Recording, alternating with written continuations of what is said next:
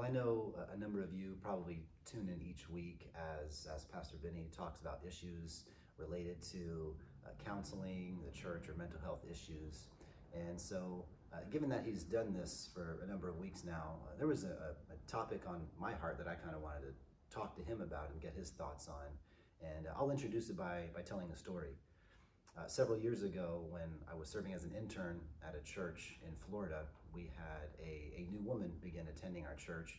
And after a couple of weeks, I went up to her and talked to her and just asked, what was it that brought her to our church? And she mentioned that she went through a traumatic experience and needed to leave that church in order to begin looking for our church, and she eventually began attending it. And as I asked her what went on, she noted that her young pastor, who was in his 30s, tragically took his own life. He was married, had 3 young children, and yet took his own life. And I was caught off guard by that.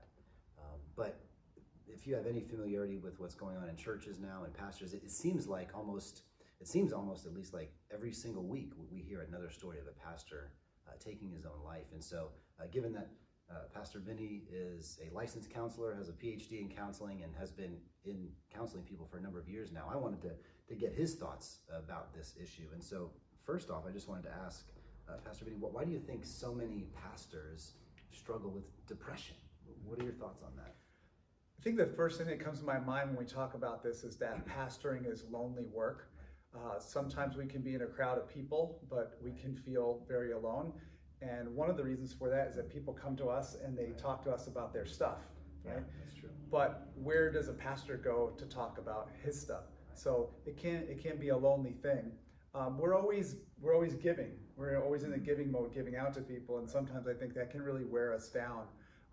And also, there's this phrase that's used in some of the literature around trauma that talks about vicarious trauma.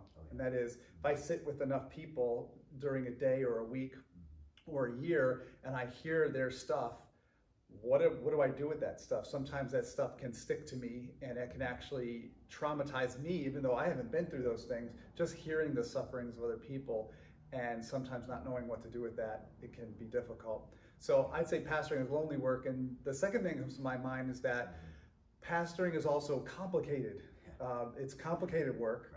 And I'd say over the last 25 years where I've been around church ministry, is I feel like it's become exponentially complex. It's become more difficult. And one of the reasons is that people have great expectations. So every person in the church has some expectation of their pastor or pastors. And those could be little expectations, but when you add them up to 75 people, 150 people, 300 people, and the bigger churches gets worse, right? Yeah. Is those little expectations add up to great expectations when you add them all up. And not only that, but as pastors, we have egos and we have also high expectations of ourselves in ministry, and we realize that the work that we're doing is kingdom work and it's important. So we want to do a good job. And so we might set the bar pretty high for what we expect of ourselves and what we expect to happen in ministry. And if we don't clear that high bar, I think we can hit really hard at the bottom.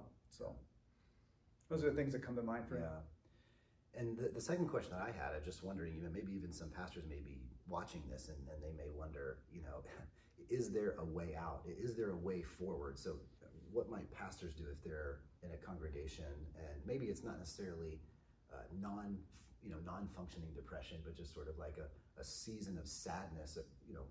What would be some steps you would say that they could take to have a way forward?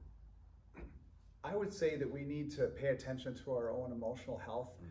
We talk about paying attention to our spiritual health, but we don't always talk about our emotional health. And those things are so connected that really when you're talking about paying attention to your emotional health, you're really talking about also paying attention to your spiritual health. And so this is not something that we're taught in church very often. It's not something that we probably learn in Bible college or in seminary. So this is something new to us. It's flexing muscles or building up muscles that we didn't know we had. So I think we need to strengthen our theology of emotions and also the practice of our emotions. So I'd say to pastors out there, feel what you're feeling. If you're feeling sad, get in tune with that, figure out where that's coming from, figure out what is that. For some of us, we may need to write it down, get it on paper to become clear on what's going on with us. The other thing that we could say is that we need to pray out those emotions. And so the book of Psalms is a great example of the psalmist praying out their emotions to God, and some of it's raw. And that's what it's going to feel like for us, I think, if we pray out that depression and what's going on inside of us. And the last thing I'd say is that we need to share that with somebody. Sometimes we need to share with our spouse and bring them into what's going on with us. Sometimes the things that go on in church life, we may not want to share with our spouse because that may sour them if we're talking about the difficult experiences of church life. So we do have to be careful there, but I think we need to find someone to talk to about the pain. And that kind of leads into the second thing I want to talk about, which is pastoral support groups. For me, I was introduced to pastoral support groups about 4 or 5 years in the ministry, and it's about 1999. And this has really, for me, been the key to longevity in ministry here in this area for about 20 years. If it weren't for the group of pastors, different groups of pastors that I've met with over the last 20 years, I'm not sure that I'd still be doing what I'm doing today. So I would say this is a group of pastors, and every time I get together with any group of pastors that I've been together with, probably in 3 or 4 different configurations, it's always pastors of different backgrounds. So we're not all the same. We don't all think the same, but we are committed to one another. We're committed to getting together. We're committed to opening up about what's going on our lives and ministries.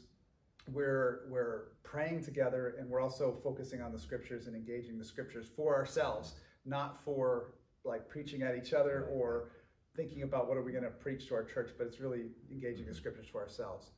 And I would say those guys are going to notice if I start spiraling downward. They're going to notice. They see me every 2 weeks at least, and sometimes they're connecting with me between meetings on text and things like that, so they're going to know. Also, I'd say having a close friend, a lot of pastors don't have a close friend, and I'd say for me that's also indispensable. This person knows me better than I probably know myself. This guy asks me really hard questions, asks me how I'm doing emotionally, asks me how I'm doing in my marriage, and he can sense when I'm down or when I'm faltering. And I think also having a close friend and also if that person is able to help you put things in perspective, I think that can be a real help. It has been to me. And the last thing I'd say is, what can pastors do is Sabbath. This is something I wasn't taught growing up very well. In fact, I remember hearing a sermon on it one day as I was getting ready to go to my church, and I thought to myself, that's really odd. I've never heard of that in New Testament theology, of course in the Old Testament, but not in the New Testament. So this is 1 day a week for 24 hours. We stop working. We don't do anything work related. And the idea is to stop and to rest ourselves, to rest our bodies and our souls, to delight in the Lord and his goodness for us, and then to just contemplate.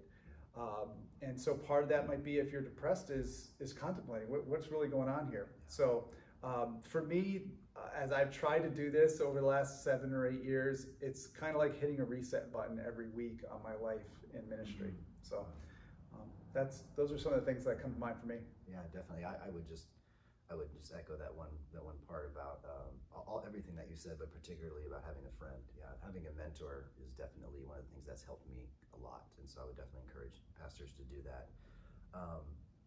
For people in the pew who hear about pastors talking about depression and hearing the story about pastors now even considering, or some have taken their own lives. Let's say there's people listening to this that are church members and they're wondering, what can I do to support my pastor or pastors? Do you have any thoughts for them? What can they do? Yeah, this is a little bit like the story of Moses' arms being held up by the 2 men. First of all, I think you can hold up the arms of your pastor by praying for him. I think you can also think about caring for your pastor as a person, not as a pastor. Find out when his day off is, and don't call him about church stuff on that day. Don't email him about church stuff on that day. And in fact, if you have any influence on how your church does things, make sure that your pastor has a day off. That's important. And I'd say invite him to do regular person things, like to come over for a meal or to do an activity together. And while you're doing that, maybe you shouldn't ask about church stuff, right? Let him be a person on that day, outside of his role as a pastor. I'd say encourage his friendships. Sometimes this is hard in church.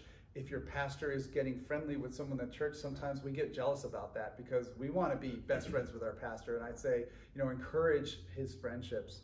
And then I'd say, pay if you need to, pay for him to have a mentor. Joe talked about having a mentor and how important that was, either a spiritual director or a mentor. Even if we have to pay for it as a church, it is well worth the investment. And also I'd say we need to invest in our pastors' marriages, because our pastors' marriages are the place from which they're going to minister. So we need to also invest in our pastors' marriages.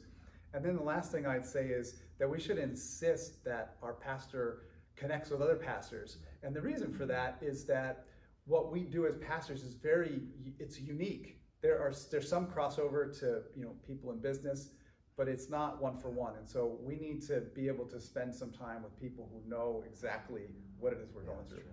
Yeah, that's good. And I think I'll just end on this. As you think about, we hear often that people in their congregation should encourage their pastors. And I just we'll end with this, but I just heard somebody say, and don't take this as this is self-serving, because both Vinny and I are pastors. Think about your own pastor. Don't assume that your pastor knows that you appreciate him.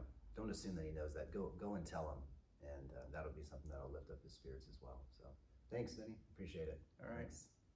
God bless.